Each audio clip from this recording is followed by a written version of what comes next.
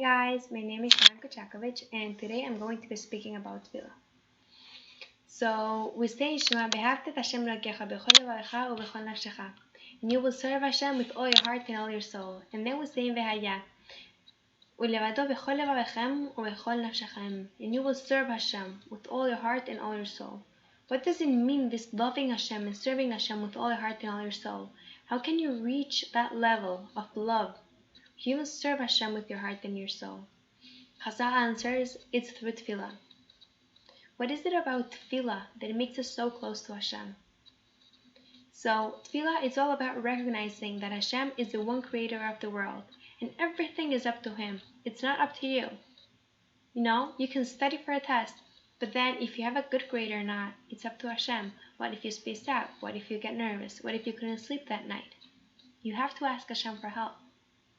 And that takes us to, once you recognize Hashem and that Hashem is the one creating the world, you want to build a relationship with Him. He is the great God. He's the one God, not the great God. He's the God, the one God who created you. Without Him, the world wouldn't even exist.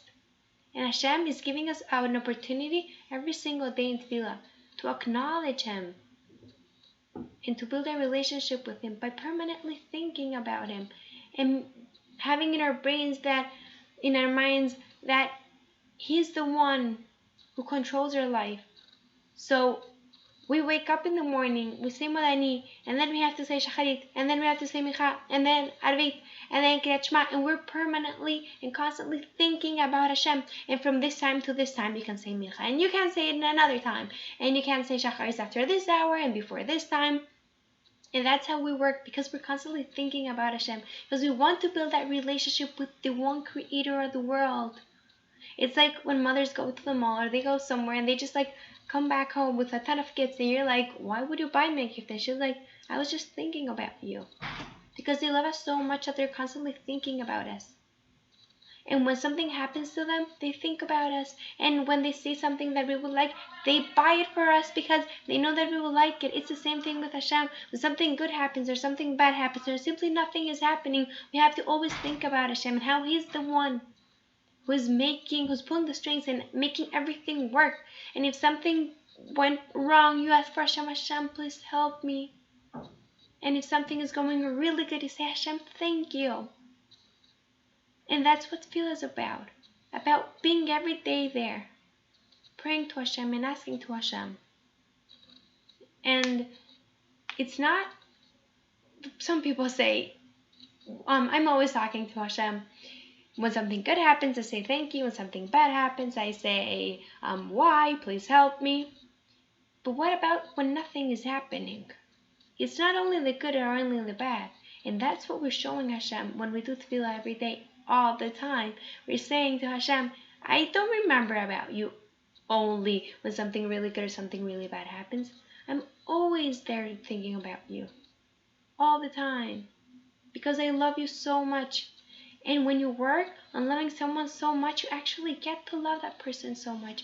And when people get married, I'm not married, so I don't know about it, but people say that when they get married, that working on this relationship, it's so hard, that makes them become this solidified cube of love that is unbreakable. Because when you work on it, really work on it, and put all your heart and all your soul in it, there's no conditions. There's an unconditional love. And that's what we came here to the world to do, to put this unconditional love with Hashem. Hashem is giving us it. He's telling us how to do it. He's saying, just say tefillah. Just whenever you say tefillah, think about me. Think about how I can help you. So, guys, I know this is super hard. It's hard for almost everyone, I think. But a good way to do it, and to really start feeling tefillah and feeling the meaning of tefillah, is by taking one bracha. Is it either, Shema Koleinu in Amidah, where you just get to ask Hashem for whatever you want. It's your time for you. You just stand up and say to Hashem, Hashem, I need help with this, and that. Please help me. And even if you think it's not important, it is important, because it's not about if you get it done, if Hashem gets it like done or not. It's about by you asking for it, you're building the relationship. You're putting a brick on the building. So just feel it, Ishma Koleinu, or read about or listen to a shir about Az Yashir Moshe, the bracha that comes before Yishtabach. It's so incredible, it's so powerful. It talks about how Hashem drowned the Egyptians to the ground like rocks, and then he made them suffer depending on how much they had made us suffer. And Hashem knew what they were thinking and their intentions were without anyone else knowing about it, because that's Hashem's greatness. And when you stand up and you ask for the Geulah, and you ask for whatever you need to ask, and you thank Him, think about how great Hashem is and how much how lucky you are, because He's giving you the opportunity to finally connect to Him. So please, just take this opportunity and make the best of it, because it will make every single day of your life better and happier and with meaning. And when you go to sleep, after having prayed the whole day and thinking about Hashem the whole day, you're going to feel a happiness that you've never felt inside, because you're feeling the connection that Hashem is having with you. And that's the most incredible feeling you could ever get in this world, because that's like the divinity of Hashem. It's inside of you. Do you know where the word davening comes from? It comes from the word in Latin, divino. Divino is divine.